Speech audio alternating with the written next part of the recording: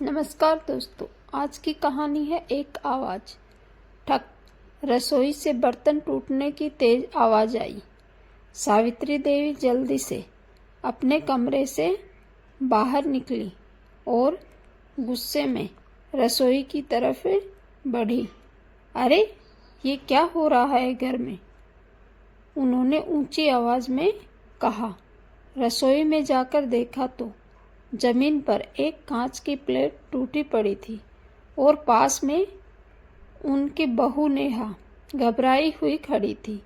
सावित्री देवी गुस्से से बोली, तुमसे एक काम ढंग से नहीं होता। ये प्लेट कितनी महंगी थी पता है?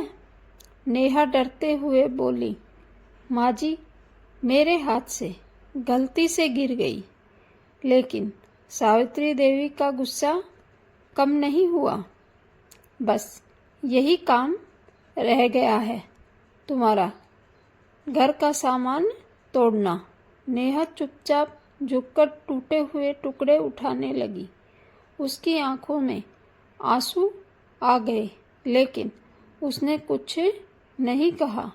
इतने में उनका बेटा राहुल ऑफिस से घर आ गया। उसने देखा कि घर में अजीब सा माहौल है। राहुल ने पूछा, क्या हुआ माँ? सावित्री देवी बोली, तुम्हारी पत्नी ने फिर से सामान को तोड़ दिया। इसे कोई काम करना नहीं आता। राहुल कुछ बोलने ही वाला था कि तभी अचानक सावित्री देवी को चक्कर आ गए।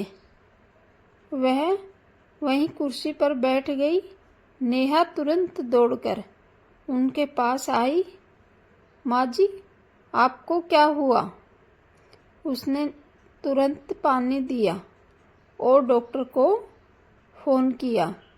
डॉक्टर के आने तक नेहा उनके पास ही बैठी रही और बार बार पूछती रही, माँ जी, आप ठीक हो न?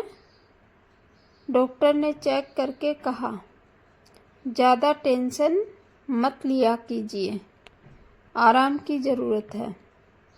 उस दिन पहली बार सावित्री देवी ने महसूस किया कि जिस बहू को वह हर समय डांटती थी, वही उनकी सबसे ज़्यादा चिंता कर रही थी। रात को उन्होंने नेहा को अपने पास बुलाया और धीरे से कहा, बेटा, आज मुझे समझ आया कि गलती प्लेट की नहीं थी, मेरी सोच की थी। तुम बहुत अच्छी हो। नेहा की आंखों में आंसू आ गए।